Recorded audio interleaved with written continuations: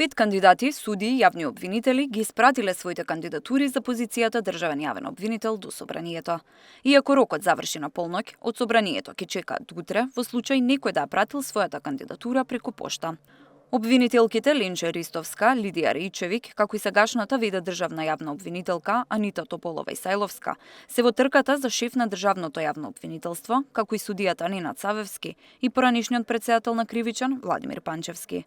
За јавноста е јасно дека оној кој ќе биде избран за нов републички јавен обвинител ќе биде ставен пред тешка задача во време кога довербата во правосудниот систем е со поразителни 2%, а според последните анкети на МЦМС за минатата година, над 70% од граѓаните сметаат дека обвинителите се вмешани во корупција. Што треба да поседува идниот републички јавен обвинител?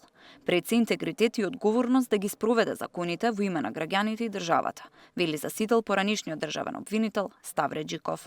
Секој обвинител и професионалец треба да е достоинствен, со длабока совест и дека спроведувањето на законот е во име на граѓаните и на државата, за да се воспостави правен поредок, сигурност и да се на тој начин разрешуваат сите конфликти, феномени од криминален аспект.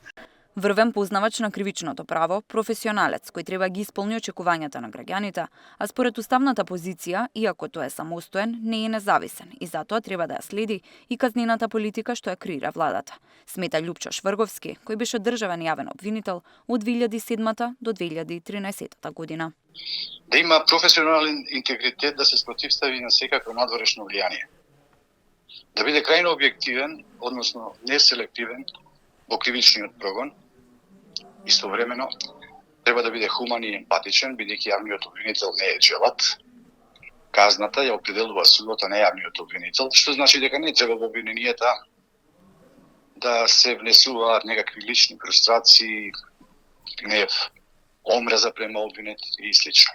Откако Советот на јавни обвинители ќе даде оценка за кандидатите, имињата ќе бидат испратени до владата, која ќе треба да одбере еден кандидат, кој после треба да биде изгласан во собранието од 61 пратеник за да стапи на функцијата државен јавен обвинител. Тамара Дичевска, Сител телевизија.